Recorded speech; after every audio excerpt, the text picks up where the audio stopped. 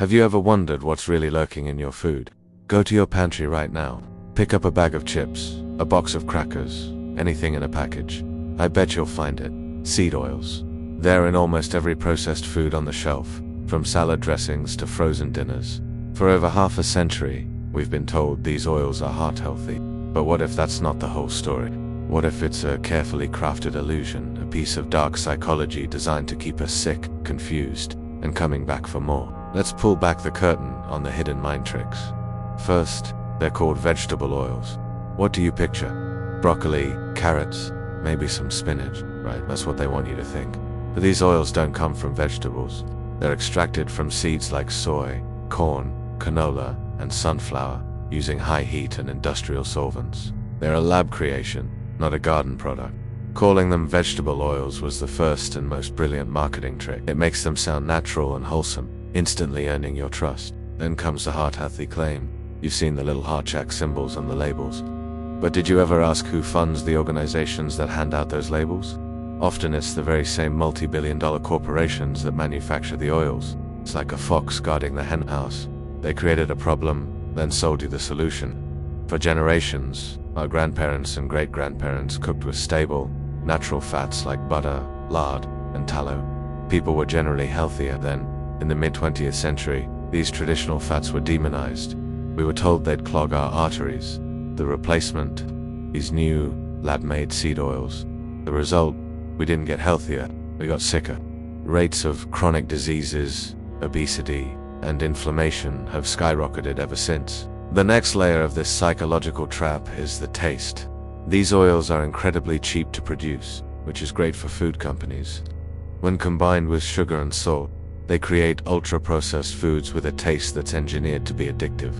That hyper-palatable flavor profile lights up the reward centers in your brain, making you crave more and more.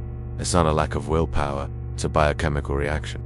Your brain is literally being hijacked by the food industry, which profits from your cravings. So, how does this control you on a daily basis? It's a silent, insidious process. First, it messes with your hunger signals. Seed oils are linked to inflammation and hormonal imbalance, which can lead to constant, nagging hunger. You eat a big meal, but an hour later, you're raiding the pantry again. You blame yourself, thinking you just have no self-control, but it's not you. It's the oil, manipulating your body's chemistry to keep you eating. It's a vicious cycle.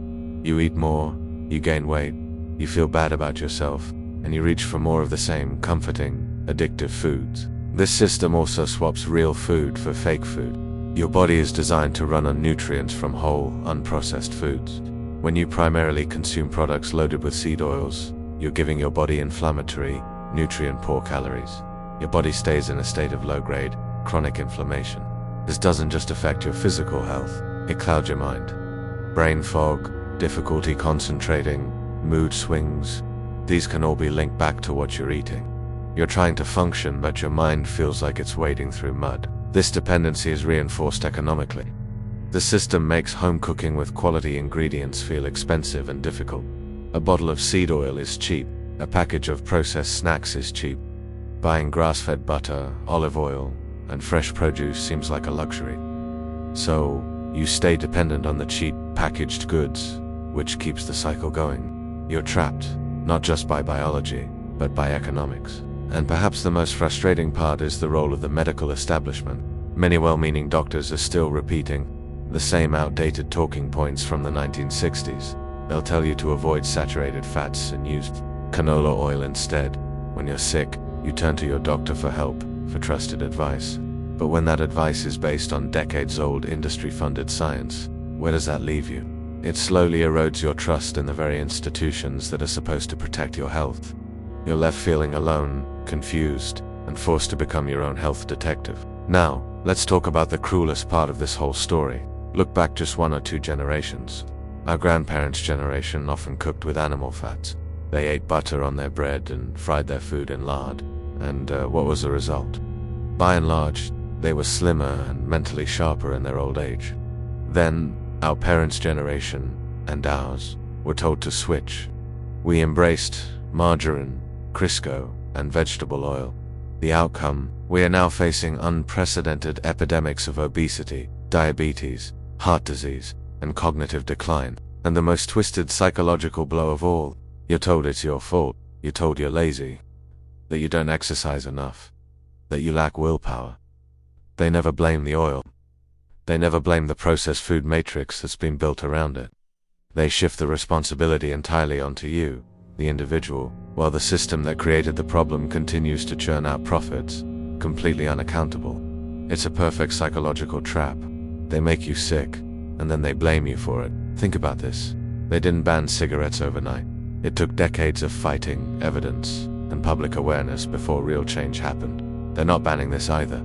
The industry is too powerful, too embedded in our food system. The change has to start with us. It starts in the supermarket aisle. It starts in your kitchen. The only way to break free is to become aware. So, the next time you go shopping, do one simple thing. Turn the package over. Ignore the marketing on the front.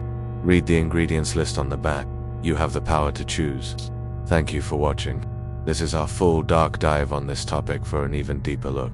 And please, don't forget to like and subscribe for more content that challenges the official story.